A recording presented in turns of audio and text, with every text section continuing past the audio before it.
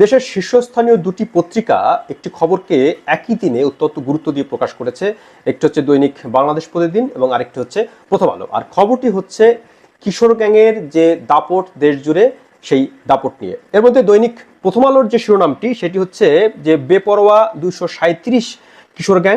সরকারের একটি গুরুত্বপূর্ণ সংস্থার প্রতিবেদনে বলা হয়েছে ভয়ঙ্কর সব অপরাধে জড়িয়ে পড়ছে কিশোর গ্যাংয়ের সদস্যরা। প্রথম আলো এই খবরটিকে প্রধান খবর হিসেবে প্রকাশ করেছে। অন্যদিকে বাংলাদেশ প্রতিদিন সেকেন্ড লিড বা তৃতীয় প্রধান খবর হিসেবে এটি প্রকাশ করেছে এবং বাংলাদেশ প্রতিদিনের শিরোনামটি হচ্ছে সারা দেশে 173 কিশোর গ্যাং, 1 বছরে রাজধানীতে খুন 24, 7 বছরে গ্রেপ্তার 1691, বিভিন্ন অপরাধে মামলা 780।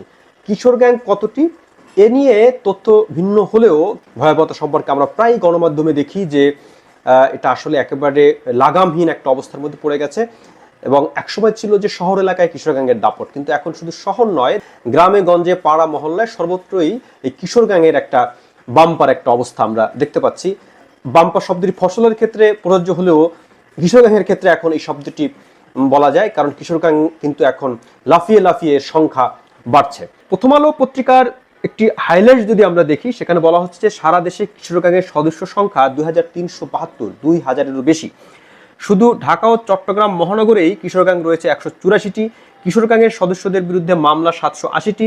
2023 সালে রাজধানীর যত খুন তার 25টি কিশোর গ্যাং সংশ্লিষ্ট। বিভিন্ন সময় কিশোর গ্যাংয়ের সদস্যরা গ্রেপ্তার হলেও বেশিরভাগ ক্ষেত্রে তাদের মদতদাতা ও প্রশ্রয়দাতারা ধরাছোঁয়ার বাইরে থেকে যাচ্ছে। কিশোর গ্যাং, আমাদের আইনশৃঙ্খলা বাহিনী প্রায় এই কিশোর গ্যাংয়ের সদস্যদের গ্রেপ্তার করে, অনেক সময় এদের চক্র সহ গ্রেপ্তার করা হয় এবং অদ্ভুত সেসব চক্রের নাম কি কি অপরাধে জড়িয়ে পড়ছে দেখুন।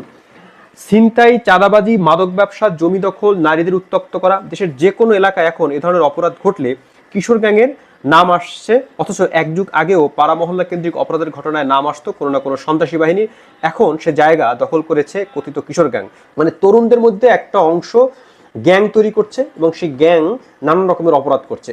এখন তারা কি ধরনের অপরাধ করছে? তারা কিন্তু মানে ছোটরা যে ধরনের অপরাধ করে ওই রকম কোনো অপরাধ না, তারা অপরাধ করছে বড় অপরাধীরা যে অপরাধ করছে সেরকম।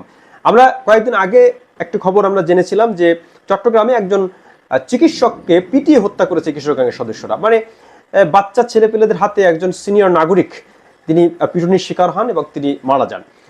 যদি সামাজিকভাবে আমরা দেখি, বিষয়টি অত্যন্ত বেদনাদায়ক যে একজন বয়স্ক ব্যক্তিকে কিছু তরুণ মিলে পিটিয়ে মেরে ফেলেছে।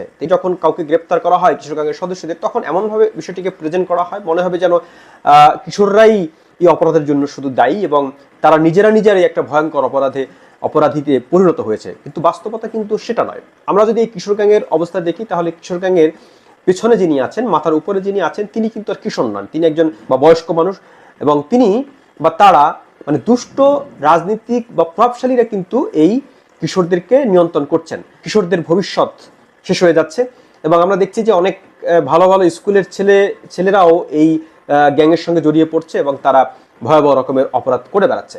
তো কিশোর গ্যাং নির্মূলের জন্য আইনশৃঙ্খলা বাহিনী যে ধরনের তৎপরতা চালাচ্ছে, এর মধ্যে আমরা দেখি যে কিশোররাই শুধু ধরা পড়ছে, কিন্তু এদের মাথার উপরে যিনি তাদেরকে আশ্রয় প্রশ্রয় বা মদতদাতা দিচ্ছেন, অর্থকড়ি দিচ্ছেন, তাদেরকে কিন্তু ধরা হচ্ছে না। ফলে এই যে কিশোর গ্যাং নির্মূলের জন্য যে প্রচেষ্টা এখন চলছে, সেই প্রচেষ্টা কিন্তু আসলে সফল হচ্ছে না। তার প্রমাণ হচ্ছে যে প্রতিনিয়তই গ্যাংয়ের সংখ্যা বাড়ছে। আমাদের যে অপরাজনীতি যে চর্চা, সেই চর্চার কিন্তু শিকার হচ্ছেন তরুণরা। এই তরুণদেরকে, এই কিশোর গ্যাংয়ের সদস্যদেরকে ভয়াবহ ক্রিমিনাল হিসেবে উপস্থাপন করাটাও এক ধরনের এই অপরাধকে আরো প্রশ্রয় দেওয়ার মতো। কারণ সত্যিকার অর্থে এদেরকে কারা নামিয়েছে, কারা এদেরকে জড়িত করছে অপরাধে এবং তাদেরকে কারা আশ্রয় প্রশ্রয় দিচ্ছে, তাদেরকে ধরা না গেলে কিশোর গ্যাং নির্মূল করা যাবে না।